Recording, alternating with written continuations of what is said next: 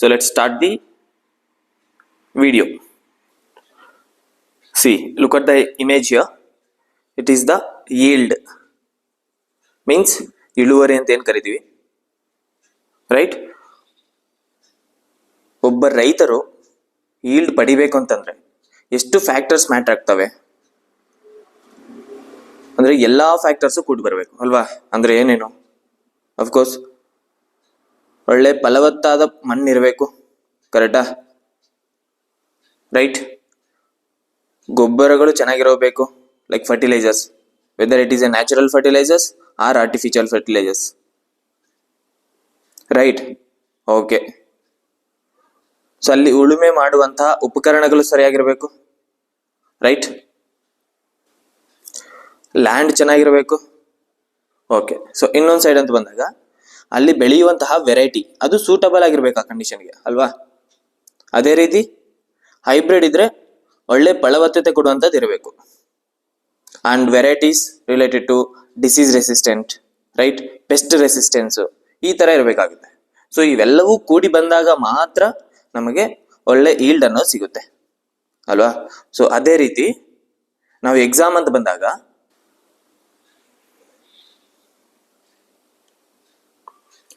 ಏನೇನಿರಬೇಕು? Quality materials ಇರಬೇಕು, right? ಒಳ್ಳೆ material ಮಾತ್ರ ಓದಿದಾಗ ಮಾತ್ರ ಇದು ಸಾಧ್ಯ. ಮಾರ್ಕೆಟ್ ಅಲ್ಲಿ ತುಂಬಾ ಮೆಟೀರಿಯಲ್ ಸಿಗುತ್ತೆ ನಿಮಗೆ, but which is the quality material ಅದನ್ನ ಫಸ್ಟ್ ತಿಳ್ಕೊಳ್ಳಿ. ನೆಕ್ಸ್ಟ್, ಆ proper notes which contain entire syllabus. And most important thing, ಯಾವುದು ಇಂಪಾರ್ಟೆಂಟ್ ಟಾಪಿಕ್ಸು ಅನ್ನೋದು ನಿಮಗೆ ಗೊತ್ತಿರಬೇಕು. Fine, okay. Next one is test, because ಇದು ಎಕ್ಸಾಮ್ ಬಂದು ನಮಗೆ ಆಬ್ಜೆಕ್ಟಿವ್ ಅಂದರೆ MCQ ಟೈಪ್ಸ್, ಅಲ್ವಾ? ಸೊ ಮಲ್ಟಿಪಲ್ ಚಾಯ್ಸ್ ಕ್ವಶನ್ಸ್ ಅಂತ ಏನ್ ಕರಿತೀವಿ, MCQs. ಆದ್ದರಿಂದ ನೀವು ತುಂಬಾ ಟೆಸ್ಟ್ ನ ಪ್ರಾಕ್ಟೀಸ್ ಮಾಡಬೇಕಾಗುತ್ತೆ. ನಾ ಲಾಸ್ಟ್ ವಿಡಿಯೋದಲ್ಲ ಎಕ್ಸ್ಪ್ಲೈನ್ ಮಾಡಿದ್ದೀನಿ, ಇಂಪಾರ್ಟೆನ್ಸ್ ಆಫ್ ಟೆಸ್ಟ್ ಅನ್ನೋದ್ರ ಬಗ್ಗೆ ಒಂದು ವಿಡಿಯೋ ಮಾಡಿದ್ದೀನಿ. You can go and watch it, okay. Next, concept clarity. ಇದು ಯಾಕೆ ಬೇಕು? Because you need to answer the answers, right? You need the concept clarity regarding that. ಆಗ ಮಾತ್ರ ನಾವು ಸರಿಯಾದ ಆನ್ಸರ್ ಅನ್ನು ಚೂಸ್ ಮಾಡಲಿಕ್ಕೆ ಸಾಧ್ಯ ಆಗುತ್ತೆ. That's why you need concept clarity as well. See, ಇಷ್ಟೆಲ್ಲ ನಾನು ಯಾಕೆ ಹೇಳ್ತಿದ್ದೀನಿ ಅಂತಂದ್ರೆ, see ultimately we need to clear the exam, right?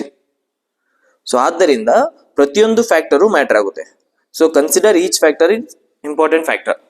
Fine, okay, fine. So ಇನ್ವೈಸ್ ಕಡೆಯಿಂದ ಏನೇನಿದೆ?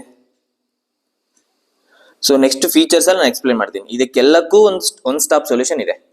ಆ ಒನ್ ಸ್ಟಾಪ್ ಸೊಲ್ಯೂಷನ್ ಇನ್ವೈಸ್ ಹತ್ರ ಇದೆ. So I explain you what are the features here, okay? Fine, okay. So ಅದಕ್ಕಿಂತ ಮೊದಲು ಪ್ರೋಗ್ರಾಮ್ ಬಗ್ಗೆ ತಿಳ್ಕೊಳ್ಳೋಣ. The batch starts from October 6th, okay? Already schedule ಎಲ್ಲ ಫಿಕ್ಸ್ ಆಗಿದೆ. Fine, okay. So do join it for the best quality material, that's for sure. ನಿಮಗೆ quality material ಸಿಗುತ್ತೆ ಇಲ್ಲಿ. Fine, okay. Next, C ಯಾವುದೇ ಒಂದು ಕಾರ್ಯ ನಾವು ಮಾಡ್ಬೇಕಂತಂದ್ರೆ ಅದಕ್ಕೆ ತುಂಬಾ ಸರಿ ಯೋಚನೆ ಮಾಡಬೇಕು ಅಂತ ದೊಡ್ಡವರು ಹೇಳ್ತಾರೆ. ತುಂಬಾ ಯೋಚನೆ ಮಾಡಬೇಕು ಅಂತಂದ್ರೆ ನೆಗೆಟಿವ್ ಯೋಚನೆ ಮಾಡೋದಲ್ಲ, ಅದರ ಬಗ್ಗೆ ಡೀಟೇಲ್ ಆಗಿ ಅನಲೈಸ್ ಮಾಡಿರಬೇಕು. That what meaning of it, ಅಲ್ವಾ? ಸೊ ಅನಲೈಸ್ ಮಾಡಕ್ಕೆ ಬೆಸ್ಟ್ ಟೆಕ್ನಿಕ್ ನಾವು UGL ಕೂಡ ಸ್ಟಡಿ ಮಾಡಿದ್ವಿ. ಏನಂತ? ಸ್ವಾಟ್ ಅನಾಲಿಸಿಸ್, ರೈಟ್? ಈ ಸ್ವಾಟ್ ಅನಾಲಿಸಿಸ್ ಅನ್ನೋದು ಏನಪ್ಪಾ ಅಂತಂದ್ರೆ, ಆಕ್ಚುಲಿ ಇದು ಬಿಸ್ನೆಸ್ ಅಲ್ಲಿ ಆಗ್ತಾರೆ. ಯಾವುದೇ ಒಂದು ಬಿಸ್ನೆಸ್ ಆಕ್ಟಿವಿಟಿ ಮಾಡ್ತಿದ್ದಾರೆ ಅಂತಂದ್ರೆ, okay, like Ambani, Adani or some other guy, ಅವರು ಬಿಸ್ನೆಸ್ಗೋಸ್ಕರ ಸ್ವಾಟ್ ಅನಾಲಿಸಿಸ್ ಮಾಡ್ತಾರೆ. ಅಂದ್ರೆ ಏನು? ನಮ್ಮ ಸ್ಟ್ರೆಂತ್ ಏನಿದೆ, ನಮ್ಮ ವೀಕ್ನೆಸ್ ಏನಿದೆ, ನಮ್ಮ ಆಪರ್ಚುನಿಟೀಸ್ ಏನಿದೆ, ನಮ್ಮ ಥ್ರೆಟ್ಸ್ ಏನಿದೆ. ಅದೇ ರೀತಿ ನಾವು ನಿಮಗೆ AO ಮತ್ತೆ AO ಎಕ್ಸಾಮ್ಗೋಸ್ಕರ ಸ್ವಾಟ್ ಅನಾಲಿಸಿಸ್ ಮಾಡಿದೀವಿ. ಒಂದು ಎಕ್ಸಾಮ್ನ ಕ್ಲಿಯರ್ ಮಾಡ್ಬೇಕಂದ್ರೆ ಏನೇನ್ ಬೇಕು ಅಂತ, ಅಲ್ವಾ? ಸಿ ಒನ್ ಬೈ ಒನ್ ನೋಡೋಣ. First one, strengths. ಅಂದ್ರೆ ನಿಮ್ಮ ಸ್ಟ್ರೆಂತ್ ಏನು ಅಂತ ತಿಳ್ಕೊಳ್ಳಿ. ಯೂಶಲಿ ಅಗ್ರಿಕಲ್ಚರ್ ಗ್ರಾಜುಯೇಟ್ಸ್ಗೆ ಸ್ಟ್ರೆಂತ್ ಏನು?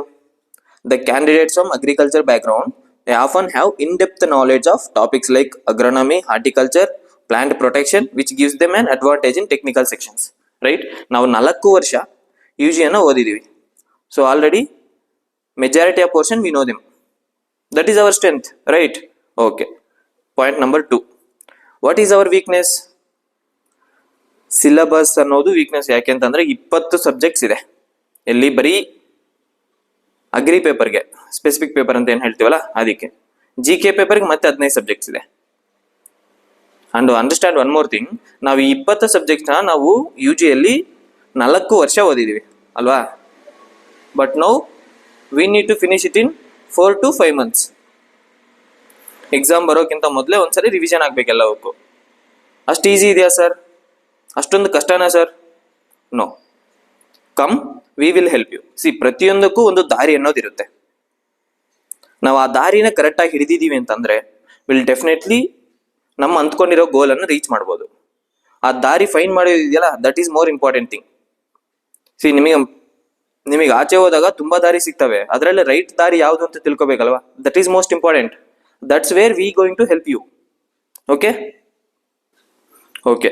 Next come to what is your opportunities. ನಮ್ಮ ಆಪರ್ಚುನಿಟಿ ಏನು?